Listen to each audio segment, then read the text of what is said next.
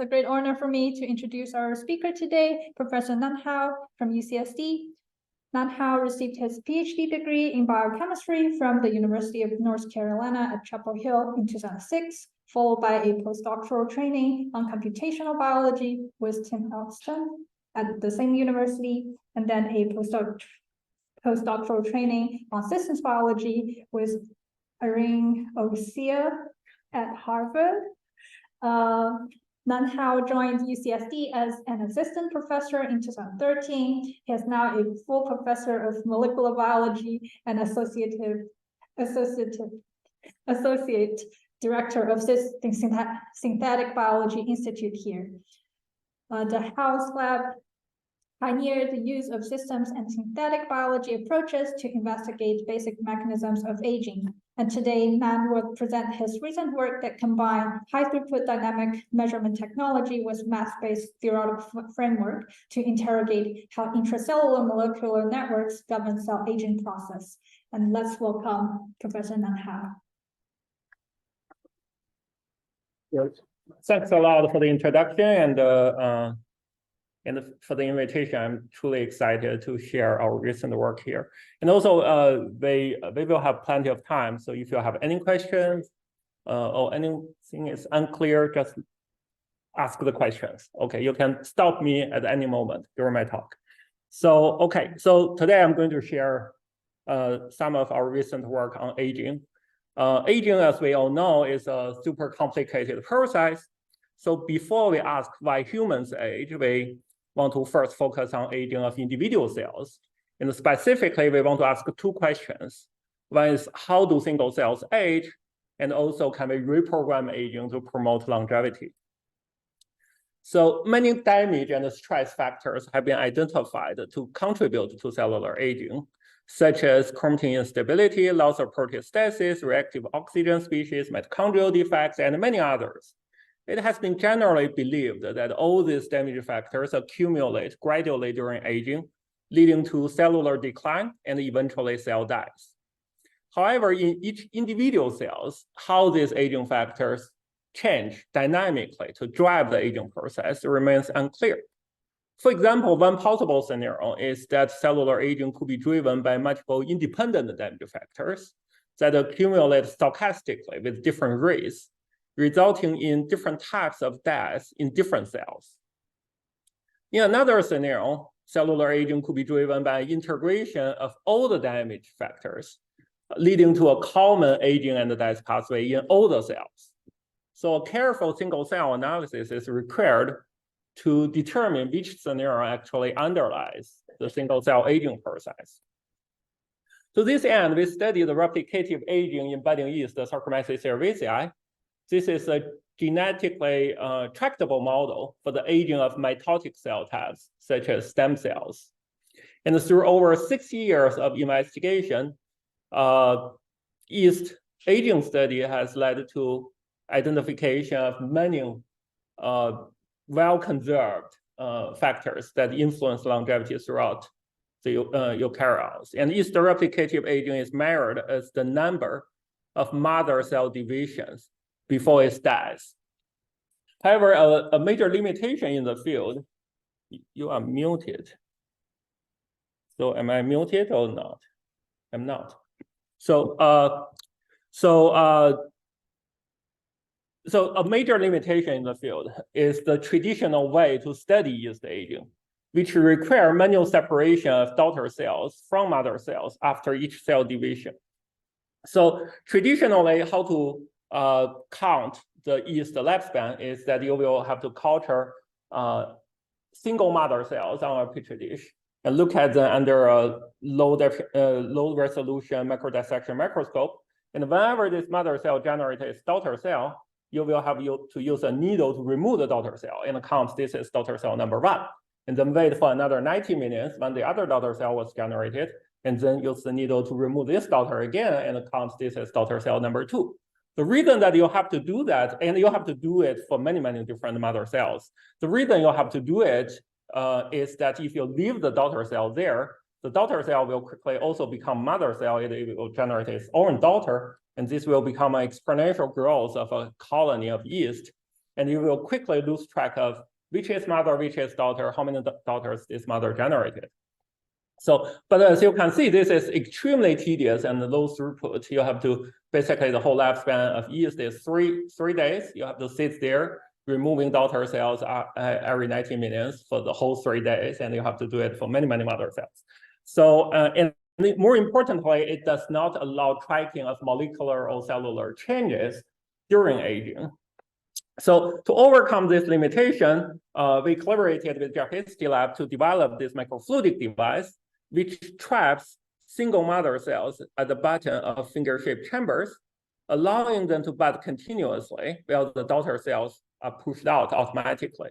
So now let's zoom in at a single chamber and look at the whole aging process of a mother cell. This is a mother cell. You can see it generating daughters upward, switch budding directions, generating daughter cells downward, switch again, start generating these super elongated daughters, suggesting the mother cell is really sick.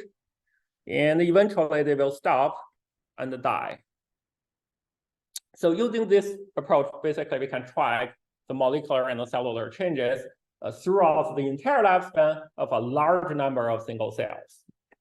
And using this approach, we found that genetically identical cells, DNA is completely identical in these cells, under the same standard growth condition, showed 2 distinct types of phenotypic changes during aging. About half of the cells, when they get old, they continuously produce these elongated daughters before cell dies. While the other half of the cells continuously produce these small round daughters before cell dies. We call them mode 1 aging and mode 2 aging.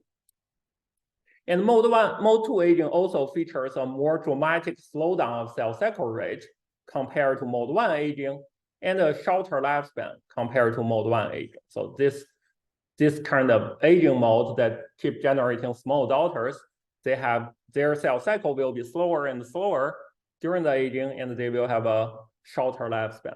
Well, mode 1 aging, this kind of aging process, they also slow down the cell cycle rate, but not as dramatic, and it has a longer lifespan compared to this part of the cells.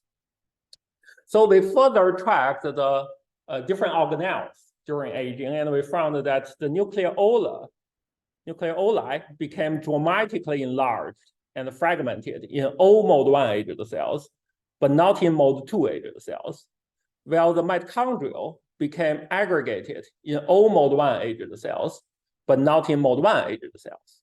So these results really showed that different modes of aging targets different organelles. Mode 1 aging leads to nucleolar decline, while mode 2 aging leads to mitochondrial decline. For the age-dependent nucleolar enlargement, it has been shown to be related to the instability of ribosomal DNA, rDNA, located in the nucleolus. And a major mechanism to maintain the stability of rDNA is chromatin silencing, mediated by a conserved lysine deacetylase SIR2, which represses the recombination and instability of rDNA region. So for a little bit of background about this SIR2, this is the best studied longevity gene to date.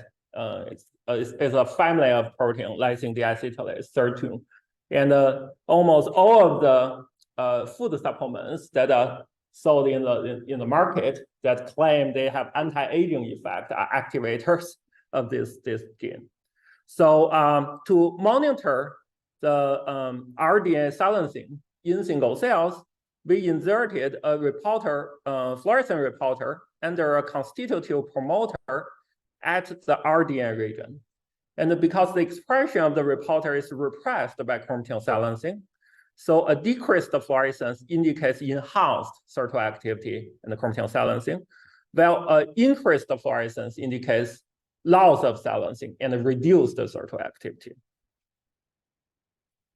For mode 2 aging with mitochondrial decline, it has been proposed in human aging that the deficiency of heme, a major functional form of iron, might be a key factor for mitochondrial decay.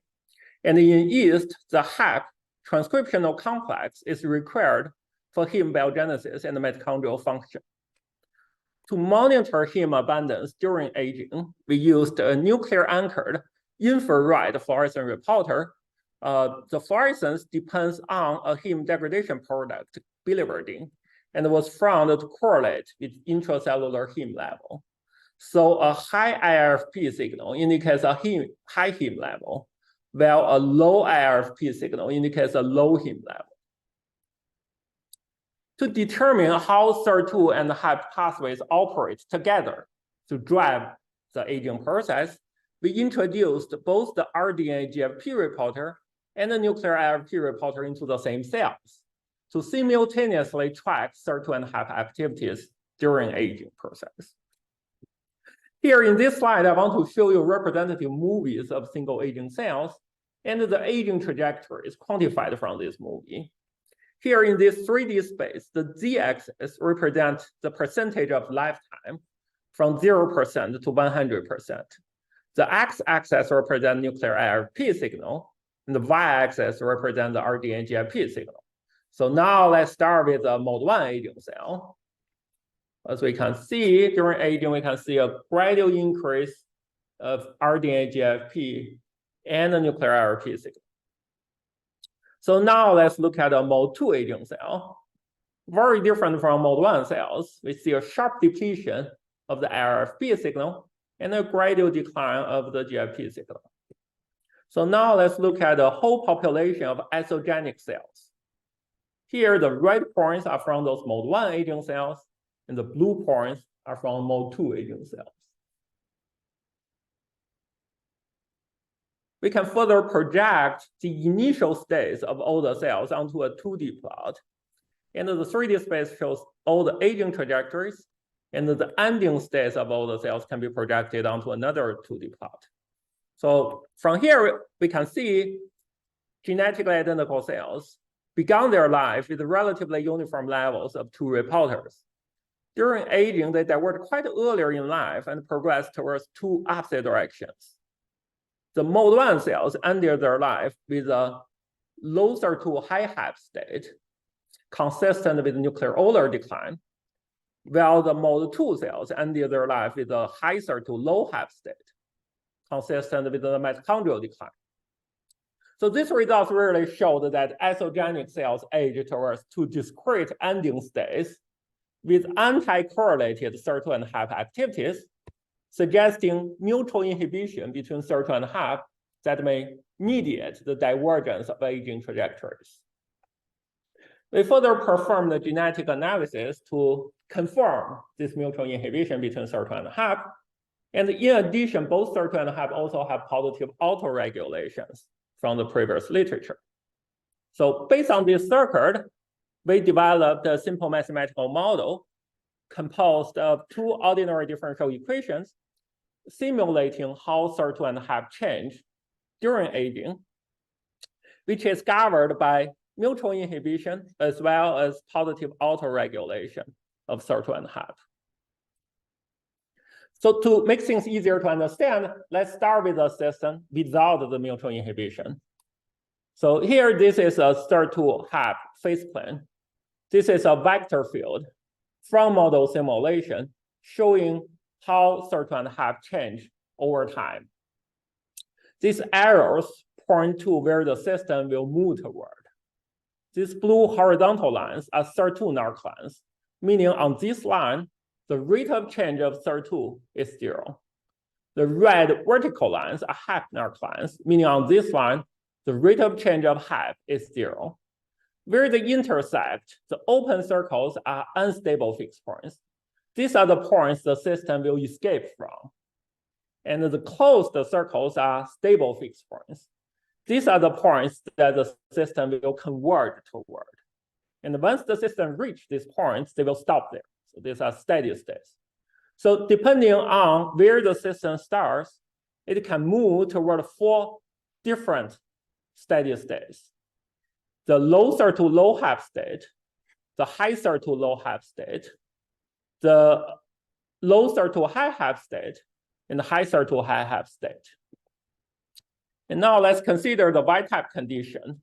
In Y-type, once the mutual inhibition is added, the mutual inhibition prevents the first distorted the narc lens and prevent the narc lens from intersecting at this high to high half state, and so that it eliminates one of the stable fixed points. To address the stochastic nature of single cell aging, we then switched to a stochastic nature of our model and computed a potential landscape by numerically solving the corresponding two-dimensional Fokker plane equation. Each of the stable fixed point of the deterministic system corresponds to a local veil on the landscape, with the depth of the veil reflecting its fit decision probability. The deeper the veil, the higher the probability. And in this way, single cell aging process can be viewed as divergent progression towards different veils or different stable fixed points on the third to half landscape. The low third to high half state corresponds to the ending state of mode 1 aging, while the low half veils corresponds to the ending state of mode 2 aging. We further performed some genetic perturbations of the circuit, and among which twofold overexpression of SIR2 showed very interesting results. In addition to mode 1 and mode 2 aging, SIR2 overexpression led to the generation of a new state, new aging process that ended at high SIR2 high half state, and we call this mode 3 aging. And this mode 3 cells turn out to be extremely long-lived. And also it can retain a normal cell cycle rate throughout the entire lifespan, very different from mode 1 and mode 2 aging. Yes?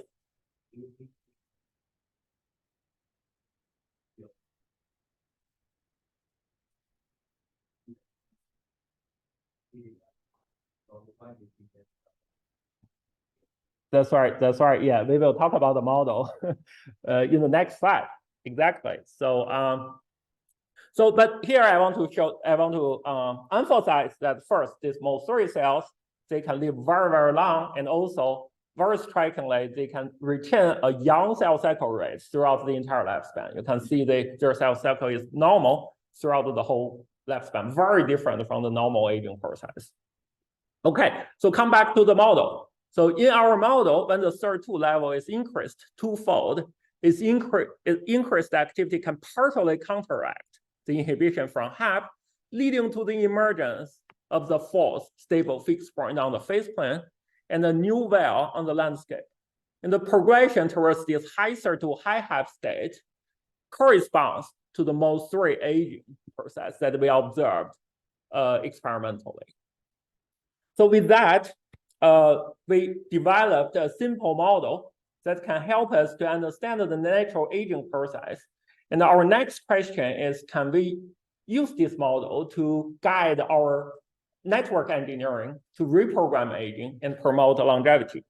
So today I'm going to show you our recent successes along this direction using two very different strategies. And for the first strategy is to enrich a long-lived mode, this mode 3 aging, in a large fraction of cells. So let's go back to the twofold SIR2 overexpression condition. We showed before that this SIR2 overexpression leads to a new long-lived mode 3 aging in the population. However, at the same time, the SIR2 overexpression will bias the fit decision towards this high SIR2 low half state. And this is consistent with the experimental observation that a large fraction of cells actually undergo this short-lived mode 2 age. And as a result, the average lifespan of the whole population was extended only modestly under this condition. And we speculate that reducing this mode 2 aging, short-lived mode 2 aging, can further extend the lifespan.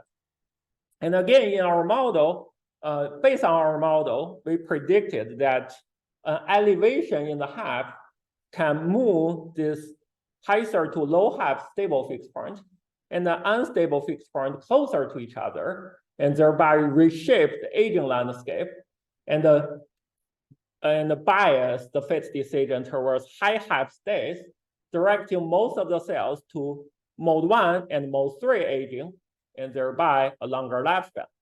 To test this prediction, we overexpressed both SIR2 and HAP experimentally. And consistent with our model prediction, we observed that very few cells underwent MOL2 aging, while a large fraction of cells instead experience long-lived MOL3 aging. And as a result, the combined perturbation can extend the lifespan more dramatic, much more dramatic than overexpression of either SIR2 or HAP alone. And also the combined perturbation can enable the cell to retain normal cell cycle rate during aging process, promoting a healthy longevity of the whole population. So now I want to use the rest of my time to talk about our second strategy, which is also our recent work, which is to rewire this SIR2 HAP circuit into a genetic oscillator for longevity. So to do that, let's first go back to our model again. As we showed before, single cell aging process can be viewed as divergent progressions towards different steady states on the SIR2 HAP landscape. And all these stable fixed point, all these steady states are detrimental to cells. The low SIR2 high HAP state will lead to nuclear odor decline because of RNA silencing loss.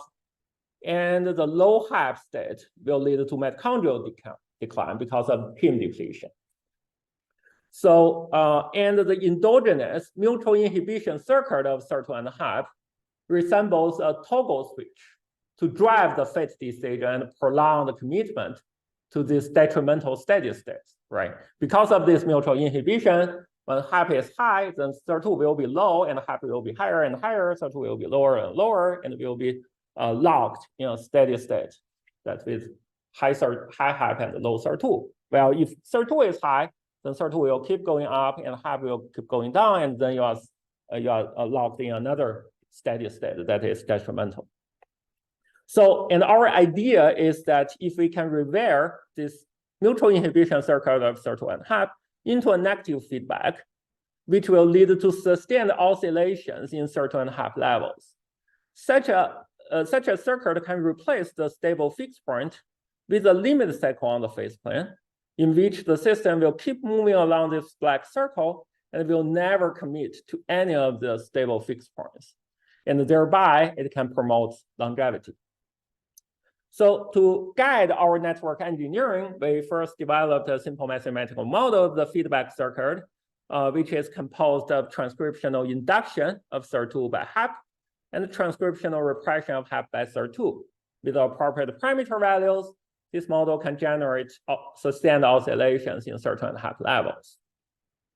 We then performed a Monte Carlo simulation to systematically explore the parameter space and analyze the dependence of oscillations on parameter values. And we found that the oscillation was favored by a strong induction of SIR2 by HAP, a high capacity of HAP transcription, and a tight repression of HAP by SIR2. So this will serve as our design criteria for network engineering. So let's get started. Let's start with the endogenous system. This is our endogenous system. And to enable a strong induction of SIR2 by HAP, we replaced the native SIR2 promoter, which a HAP inducible CYC1 promoter. And in addition, SIR2 was tagged with an mCherry so that we can monitor its protein dynamics. And to ensure a high capacity of HAP transcription, we replaced the native HAP4 promoter with a strong constitutive TDH3 promoter. And finally, to enable a tight repression of HAP by SIR2, we inserted HAP into the RDN region that is subject to transcriptional silencing mediated by SIR2. So in this way, we rewired the SIR2 HAP circuit into a negative feedback loop. Here, these are the time traces of SIR2 abundance in representative cells. We observed that most of the engineered cells showed oscillations in SIR2 abundance during aging, while those of the Y-type control cells did not show such oscillations. And importantly, our oscillator indeed can substantially extend the lifespan with an 82% increase compared to that of Y-type control. This is the most pronounced lifespan extension that we have ever observed in yeast. And we compared our oscillators with the previously identified longest lived single or double mutants identified from unbiased genetic springs. And our oscillators showed a longer lifespan than all of these mutants. And in addition, our oscillator also has a faster cell cycle rate than Y-type and other long-lived mutants, indicating that it has a healthier cellular state throughout the lifespan. Based on our model, the oscillator can extend the lifespan by avoiding the aging cells from committing to either RDNA silencing loss or heme depletion. To test that, we monitored RDNA silencing and heme abundance in the oscillator strain using the RDNA GIP reporter and the nuclear IRP reporter that we introduced previously. Here in this heat map, each row represents the time trace of a single cell throughout its lifespan. The color represents fluorescent intensities as indicated by the color bar. And these two plots shows fluorescent changes of the two reporters from the same cells.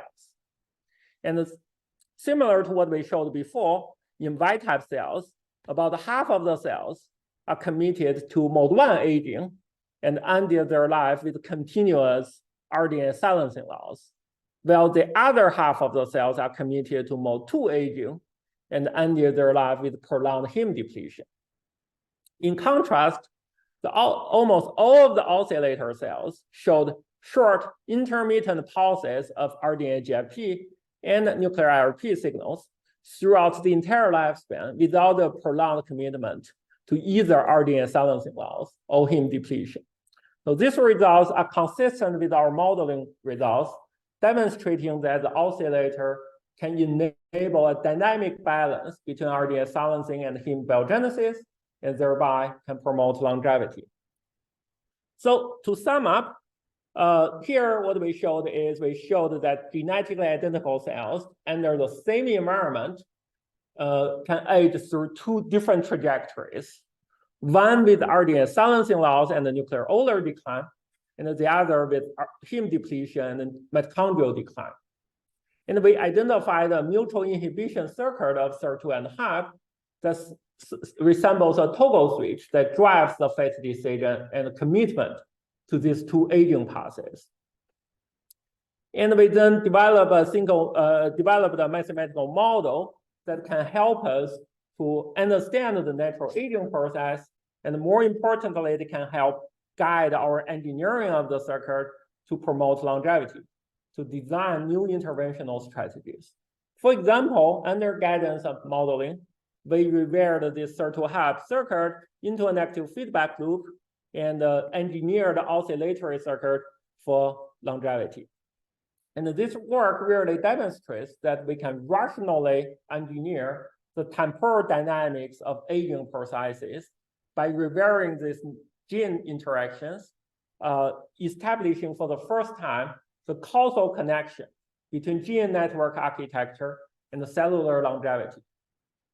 And finally, I want to also highlight the systems and the synthetic biology approach that we used in this study, which is centered on close coupling of experiments and modeling. And hopefully this will bring new innovations to aging research.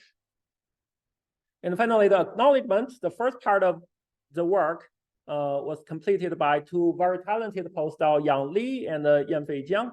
And the second part of the talk, the synthetic oscillator work, was done by another talented postdoc, Zhen Zhou, and all the Hall Lab members and our collaborators, Dr. Jeff Hasty, Dr. Lauren Piles, Dr. Lev Simmering, and their trainees, and the funding sources. And thank you for your attention.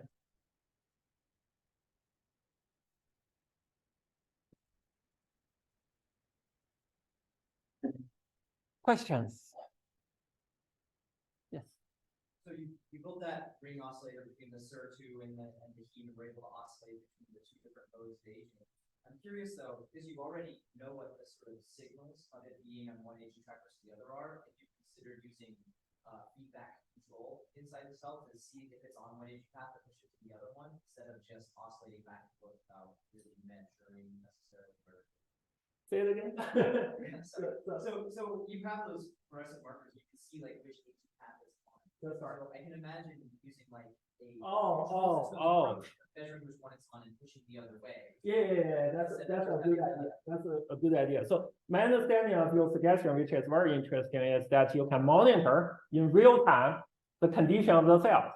And based on this condition of the cells, for example, we have a lot of RDA GLP signal or low heme signal, then we know, oh, this is the time we should boost the heme, and we should decrease RDA so that we add some chemicals, and then it will change. And then we keep monitoring it, and so that we can promote longevity, right? I mean, this is very interesting idea. Experimentally, it's very tricky, right? I mean, because you know, we are looking at in one single experiment, and we are looking at hundreds of cells. We are looking at hundreds of cells, and we are taking movies of them. It is, and they are all synchronized, so they behave very differently, each of the cells.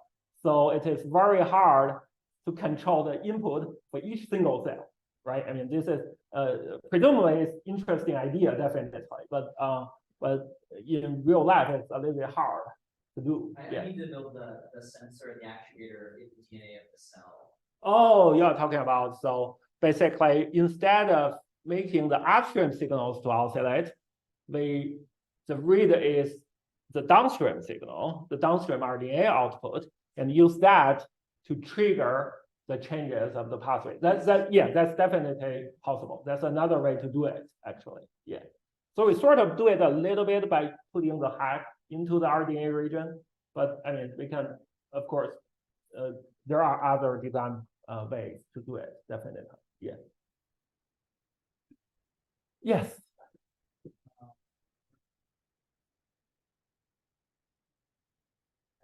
At the beginning, like potential say the cell and more one or two AC, like the proportion is very similar. Yeah. But it also shows that like I forget which one have the extended lifespan compared to another. So evolutionary one on the cell will gradually choose like the aging, the aging more that will next year life a little bit longer. Yeah, so that's my understanding of your question is why cell want to do it at the first place, right? Why cell want to have a mutual inhibition, why to have this fate decision, right? I mean, why not cell all undergo this long-lived mode 3 aging, right? The whole population will live longer. So why evolutionarily cell is designed to have this divergent aging process? Is that your question? Oh, yeah. So we don't know. That's a good question. We have hypotheses. We have some preliminary data. So currently, what we our hypothesis is that this can mimic a cell differentiation process in mammals. Basically, this is like the same cells will during aging they will differentiate into two different spatial states, and they all have both of them have spatial resistance to different stresses, which we have some preliminary data to show that. So this is more like you differentiate it into spatial cell type, while you gain some function because you gain the stress resistance, but at the same time you sacrifice your lifespan. So that's the idea at least. So that's suggesting that the mode 3 aging probably won't behave very nicely under some stressful condition, although they live longer under the normal condition. So yeah, yes. Nan, could you please stay in the you want to see me, right? and repeat the question. Otherwise, we don't know what's the question. Okay. I will do that. Yes.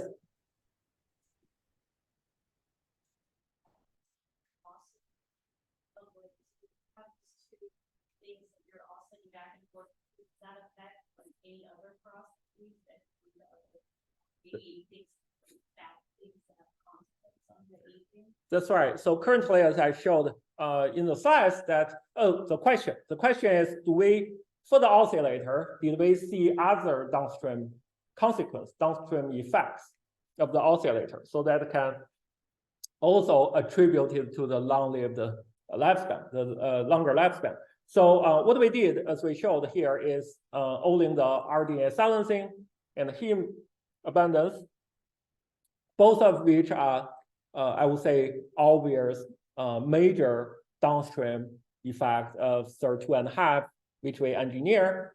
So that's what we see. Of course, there may be some other downstream pathways that are interfered as well, because the whole aging process is like multi-factor network. So for example, we can look at the proteostasis, protein aggregation, right? Which we did a little bit, and also we can look at some other pathways that, I mean, PKA, TOR, that contribute to aging. That's actually some work that is undergoing. Yeah. So, for example, another question is like, I will get to it. So another question is how mode 3 can die, right? Mode 3 cells, if you look at it, is SIR2 RDA silencing pathway and heme biogenesis pathway are both boosted. They are both in the good condition. The cell cycle is normal, but all of a sudden they can live much longer, but all of a sudden they die. What's the cause of the death? There must be some other pathways, right? So yeah, that's something that we are studying. Yeah, and for That's very cool. thank you. So there are two ways of designing the oscillator. Yeah. Now we have the SIR2 inhibiting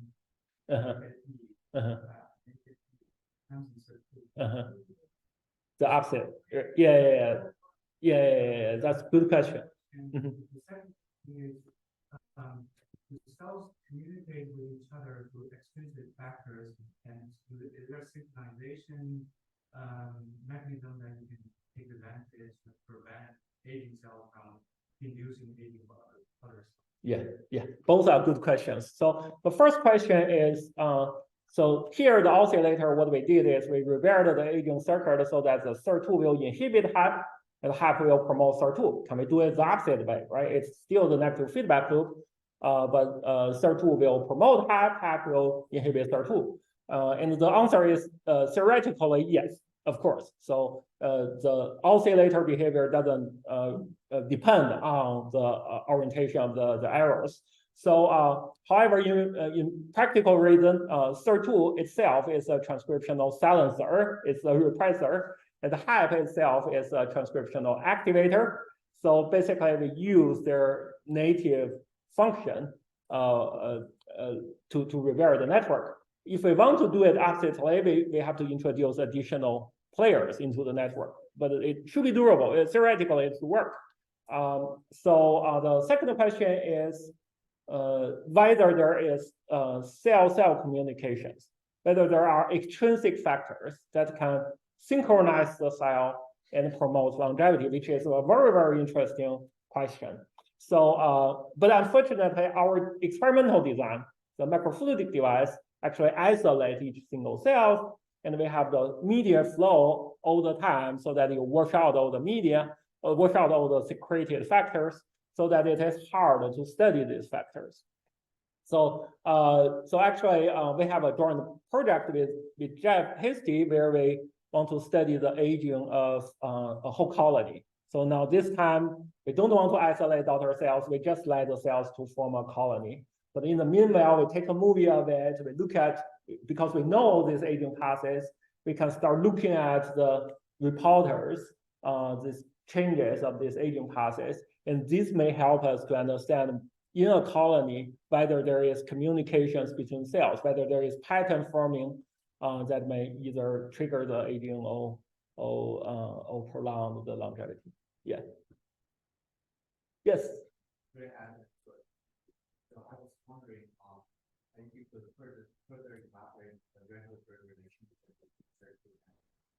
So I was wondering, this is a project of SIR2 and as a transcriptional activator on the fat repressor, and whether there's a functional consequence when you rewire that trajectory so that the photo gets longer than these, whether there's any unwanted, typical consequence that's supposed to be considered. Yeah, so, okay, I think, the question, my understanding of your question is that you are asking about, the nature of the endogenous interaction between SIR2 and HAP, and whether when we revary it, it will have other side effects or consequence, right?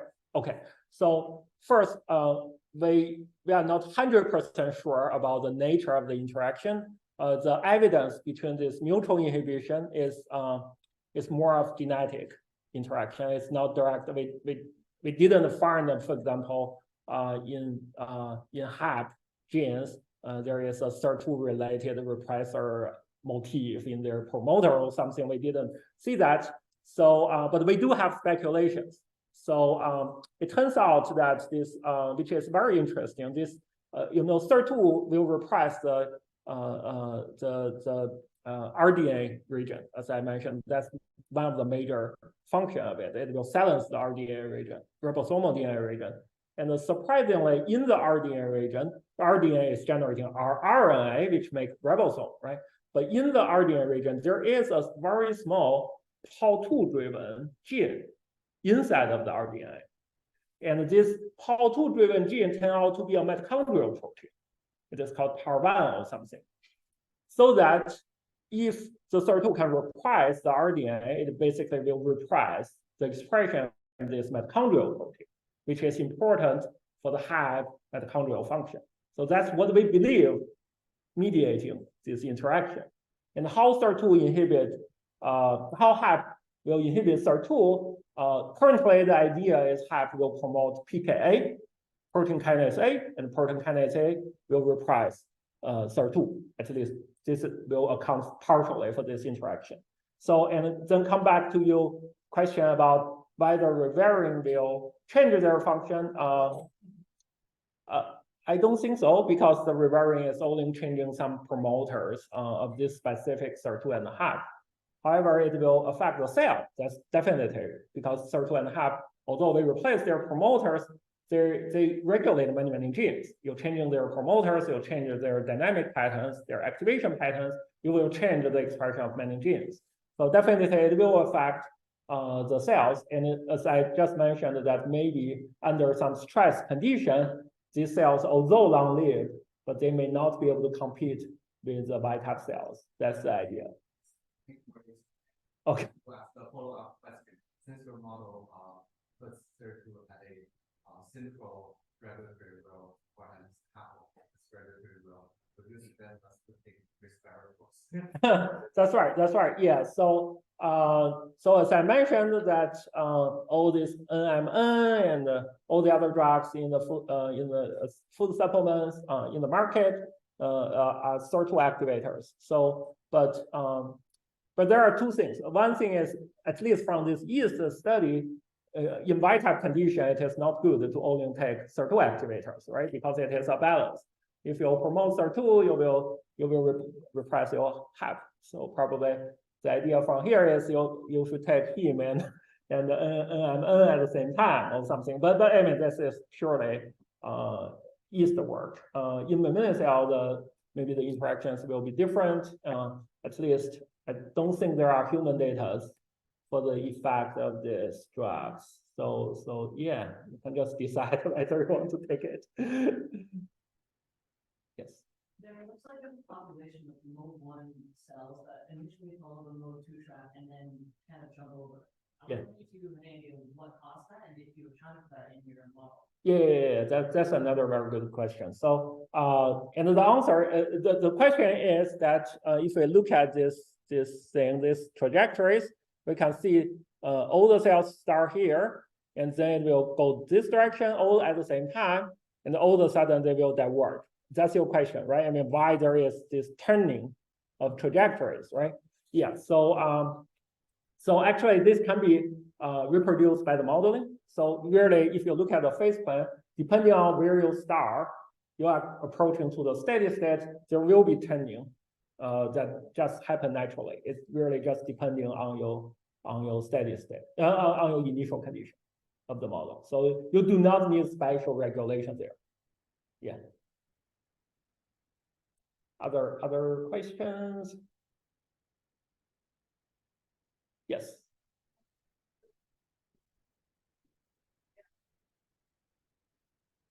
Okay.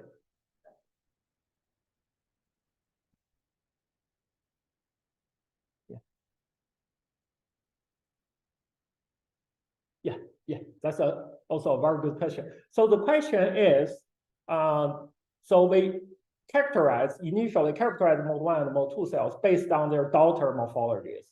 And what is the daughter morphology for the oscillator?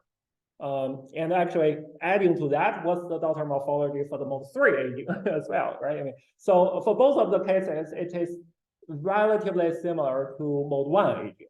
So we did see elongated daughters as well for this mode, for mode 3 cells and for oscillators. So why? I don't know. I mean, there must be some mechanism because we don't know really what's the mechanism underlying these elongated daughters. So there must be some mechanism that is consistent with mode 1 cells, as mode 3 cells and oscillators. So, but yeah, that's what we observe. But the mother cell behave very differently from mode 1 cells because their division is really much faster than mode 1 cells.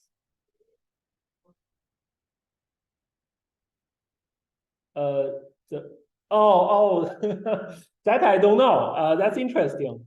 Yeah, that we can do now because at the time it's hard to really track each single daughter cell and measure their length. But now we have some additional tools that we can use to really quantify all these phenotypes, like the size, the shape of mother cell, the daughter cell, and everything. It's interesting to see what's the difference. Yeah.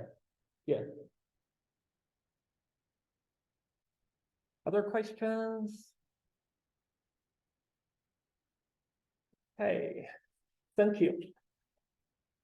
Oh, any questions from the Zoom?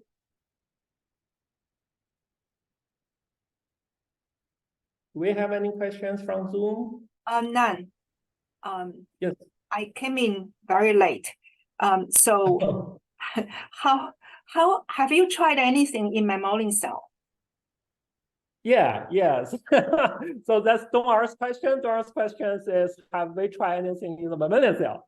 And that's exactly what we are working with, Dong'er. No. So, And any good sign about this system may work so far? yeah. Like, So basically, what we are trying to do, we have a postdoc that is dedicated to it. Is that we are collaborating with Dong'er on looking at similar paths in blood stem cell aging. So so the reason we focus on that is the way that the blood stem cell age is similar. The pattern is similar to yeast aging, which is replicative aging. So the mother cell will generate daughter cell. This is a symmetric division, and then the whole process is similar, and the pathways are conserved. It has been shown that both SIR and the mitochondrial play important role in blood stem cell aging. So that's why we pick up this model, and we don't have results yet, but it's very tricky, much trickier than yeast. But we are working on that. So the idea is to identify similar gene regulatory pathways that can underlie the aging process, and we can engineer it. And the good thing about blood stem cell is that we can engineer it and we can transplant it back to the animal so that we can see its effect on the animal. So yeah, Dong'er, we are excited about this. yeah, we talk more. I have another idea. Yeah. Okay. Oh wow, that's good. Yeah. Other questions from Zoom? Okay, thank you very much. Bye.